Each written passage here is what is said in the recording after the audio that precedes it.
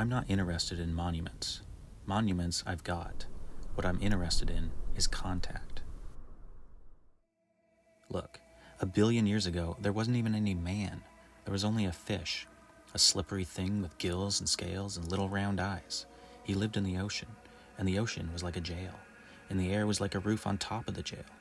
Nobody could go through the roof. You'll die if you go through, everybody said. And there was this fish. He went through, and he died. And there was this other fish, and he went through, and he died. But there was another fish, and he went through.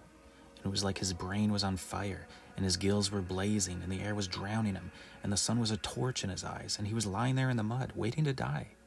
And he didn't die. He crawled back down the beach and went into the water and said, "Look, there's a whole other world up there."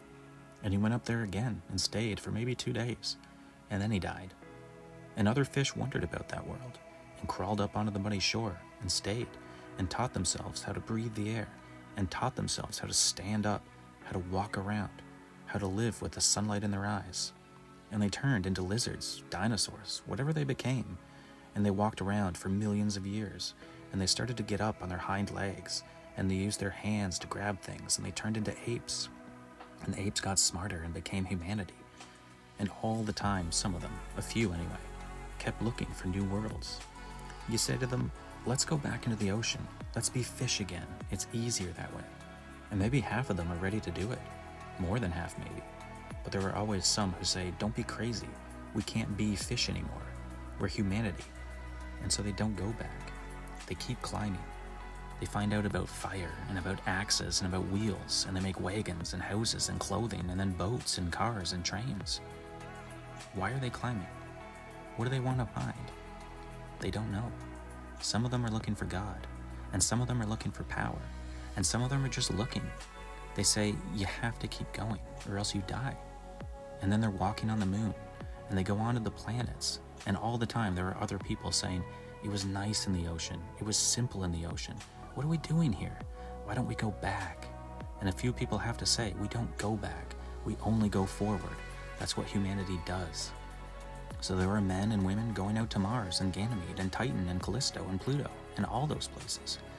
But whatever they're looking for, they don't find it there. And so they want more worlds. So they go to the stars too, the near ones at least.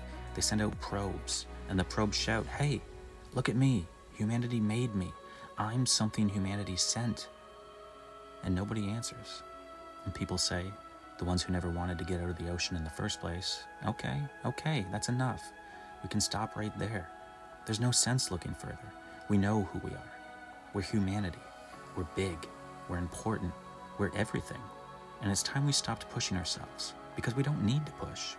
Let's sit in the sunshine and have the androids serve us dinner. And we sit, and we rust a little maybe. And then there comes a voice out of the sky, a transmission, and it says, 241, 251, 31. Who knows what that is?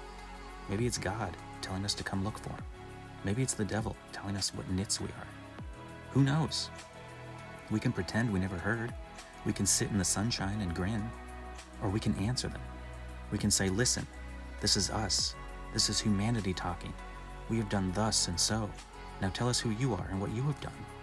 And I think we have to answer them. If you're in a jail, you break out of it. If you see a door, you open it. If you hear a voice, you answer it. That's what humanity is all about. And that's why I'm building the tower. We've got to answer them. We've got to say, "We're here." We've got to reach toward them, because we've been alone long enough. And that gives us funny ideas about our place, our purpose. We've got to keep moving out of that ocean, up on that shore, outward, outward, outward. Because when we stop moving, when we turn our back on something ahead of us, that's when we're going to sprout gills again. Do you see why the tower now? Do you think it's because I want to stick up a big thing and say how great I am? I'm not great. I'm just rich. Humanity is great. Humanity is building this tower. Humanity is going to yell hello to NGC 7293, the Helix Nebula.